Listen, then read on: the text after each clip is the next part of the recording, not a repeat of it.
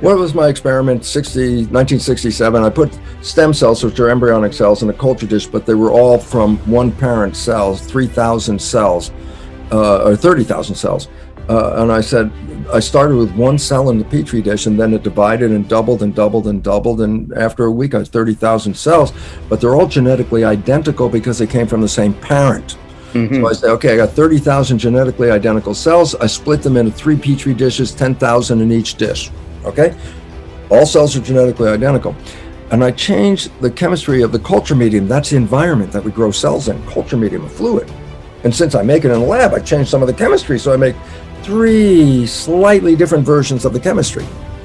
And dish 1 with, let's call it environmental A, B, and C, different chemistry. Mm-hmm. Environment A, the cells form muscle. In a different culture environment, different chemistry, the cells form bone. In a third dish with different chemistry, the cells form fat cells.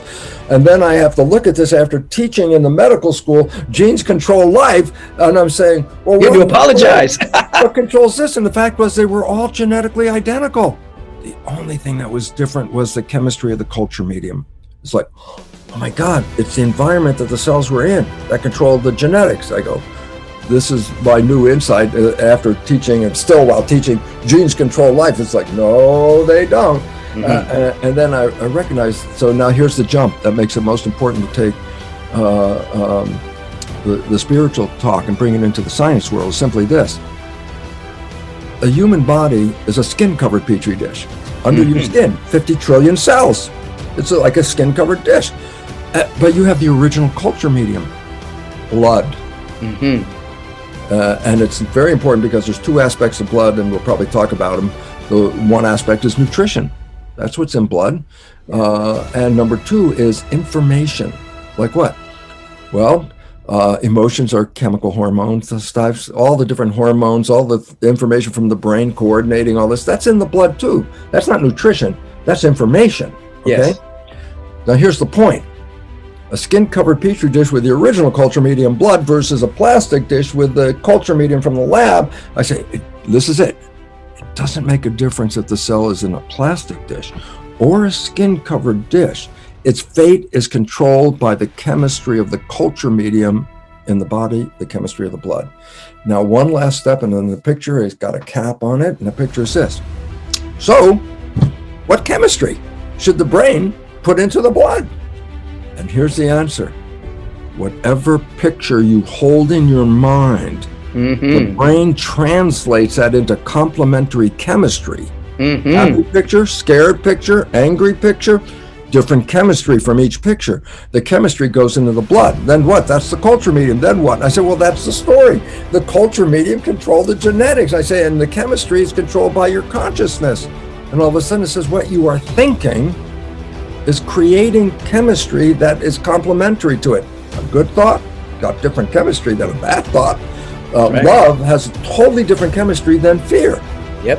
And I go, so what's the relevance? I say, well, then you are a chemist creating the culture medium for your 50 trillion cells. And in the process, since the chemistry of the culture medium controls the genetics and the behavior, then your mind is controlling your biology and your life.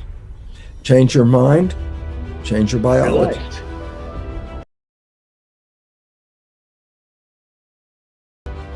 And how you think and how you act and how you feel is your personality. And your personality has a very direct relationship with your personal reality. Which means if you want to change your personal reality, if you want to change something about your life, you got to change. And so the process of change then becomes the fundamental process of going from some person that's familiar and known to you and stepping out and beginning to make different choices and to begin thinking differently and begin to behave differently and speak differently and feel differently. And if you start thinking, acting, and feeling differently, our research shows without a doubt you're going to have dramatic changes in your biology. And if you do it enough times, you're going to become someone else. And the disease then all of a sudden exists in the old personality and not in the new personality. And you ask the person, where's the cancer? Where's the rheumatoid arthritis? Where's the immune-mediated condition? It's in the old person. I'm not that person any longer. And if you stop feeling suffering and you stop feeling pain, you stop feeling guilt, and you start feeling elevated emotions like joy or inspiration or gratitude, not just in a momentary state like positive thinking, but to be able to self-regulate and maintain that. We could teach that. Could we produce the same effects in people? So I think this is a time in history, Mark, where it's not enough to know. It's a time in history to know how. And so all that philosophy is all great dinner conversation, but when you're given a diagnosis, now you got to step out of the bleachers and you got to get on the playing field and you got to start making different choices. And the hardest part about change is not making the same choices you did the day before. And the moment you decide to make a different choice, whether you like it or not, you're going to feel uncomfortable.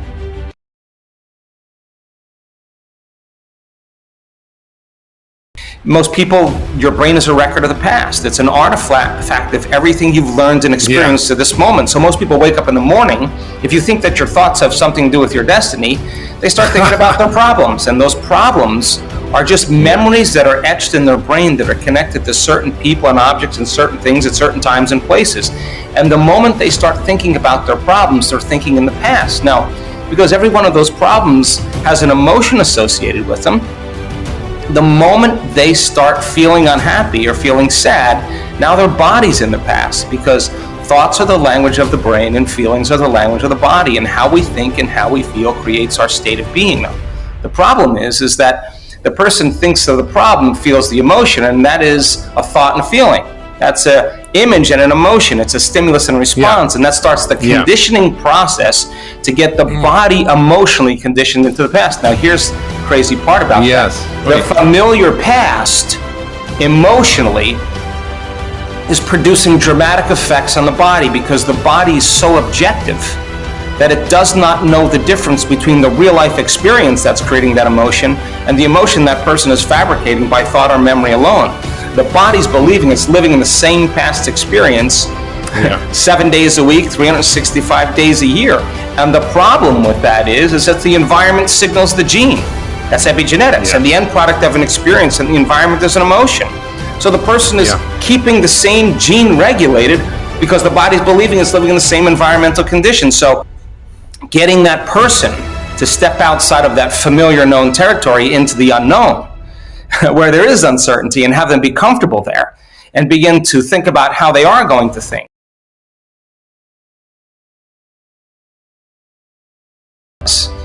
So the concept, the word meditation, literally means to become familiar with. If you look at the symbolism of it and you look it up, it's familiarization. So you sit down and you say, okay, I don't want to be unhappy. I don't want to be angry. I don't want to talk trash about people. I don't want to complain. I want to blame. I don't want to make excuses. I don't want to feel lack. I don't want to have an attitude that's telling me I can. It's too hard. That's the old identity, right?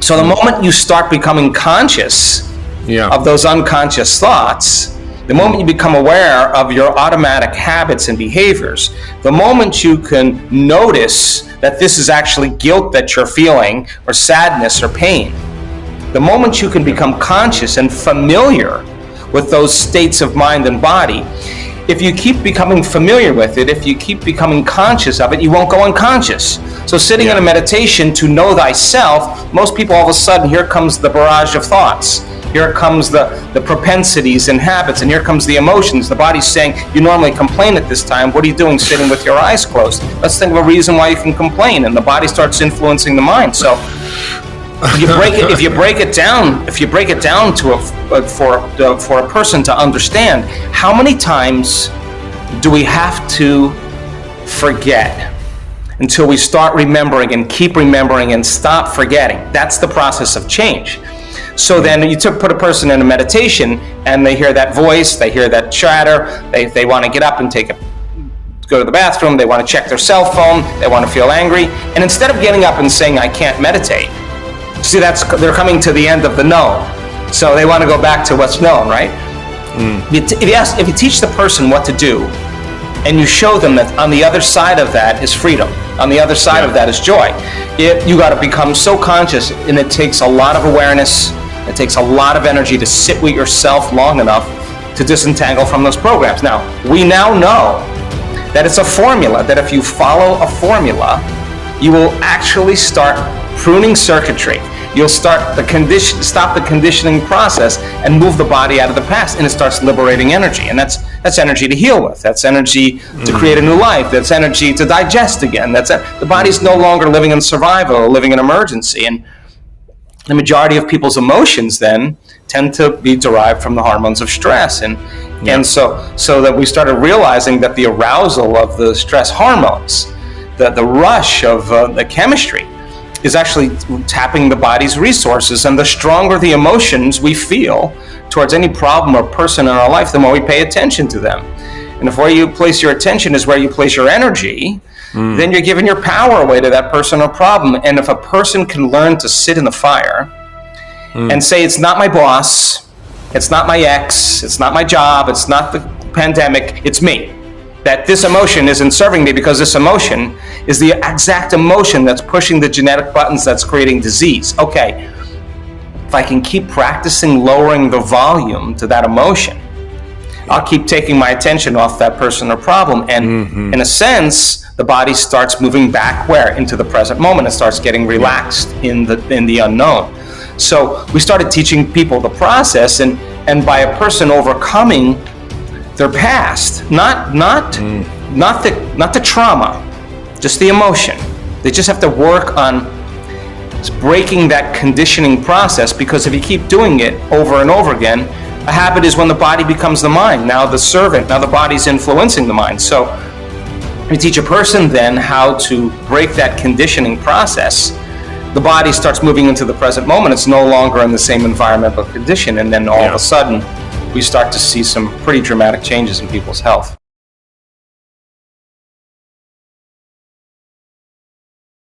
There's an unlearning process before the relearning process. There's a breaking a habit of the old self and a reinvention of a new self. You got to prune synaptic connections, and then you got to practice sprouting new ones. You got to unfire and unwire. You got to refire and rewire. You got to deprogram and reprogram. You got to lose your mind and create a new one. And you have to unmemorize emotions that keep you connected to the same familiar past, and then recondition the body to a new mind and to a new emotion. So then that process, if there's a formula to apply, let's just say, if you're sitting in a meditation and you have something to do and your body starts going, I'm angry, I'm frustrated, and it's my ex-wife, it's my whatever, and you go like this to your body. Okay, now listen, you settle down, and you know exactly what to do, and you tame the animal, you tell it to settle, stay, and relax it back into the present moment. That's a victory. That's a victory. And then if the body starts going, I got to get up, I got to check my cell phone, I got to go, I got a meeting, I'm busy, and you notice that your body's habituated into the same predictable future, and you settle your body back down into the present moment, now you're executing a will that's greater than those unconscious programs, and that's a victory. And if you keep doing this over and over again, just like training an animal, the body's going to stay. It's going to surrender to a new mind. And when that occurs, there's a liberation of energy, and the person relaxes into the present moment. That's the unknown. The familiar past is the known. The predictable future is the known. The only one place left is the sweet spot of that generous present moment. Now let's get the person so familiar with their unconscious thoughts that when it comes, they don't respond to them. So aware of their habits and behaviors. So conscious of the emotions that they typically feel in a waking day, they would never go unconscious to that emotion again. And you say to the person, hey Mark, what thoughts do you want to fire and wire in your brain? And with intention and attention, if we showed you how to do that, nerve cells that fire together wire together. Just take a little repetition, a little presence, you start installing the hardware. Keep doing it. It's going to become a software program. What does that mean? That's going to be the new voice in your head that says, Mark, you can do it.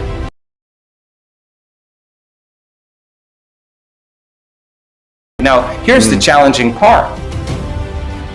Can you teach your body emotionally what the future reality that you want to live in feels like before it happens? Now, this is very difficult if you've been conditioned into believing something in your outer world has to change to take away the emptiness or the lack, to make you feel differently.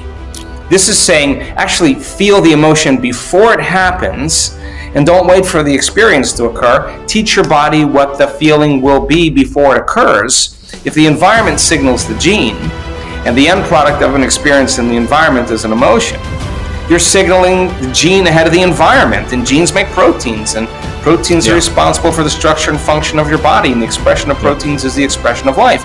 So teach the body emotionally to self-regulate, to believe it's living in an environment that's flourishing, that's wonderful. Keep practicing it, and it'll become familiar to you. And the process then creates a new identity, and it's not difficult once you understand what you're doing and why you're doing it. And the more you combine all those different branches of science and make it in a simple way to understand, if people understand the what and the why, the how gets easier, because you can assign meaning to what you're doing and it becomes instrumental. So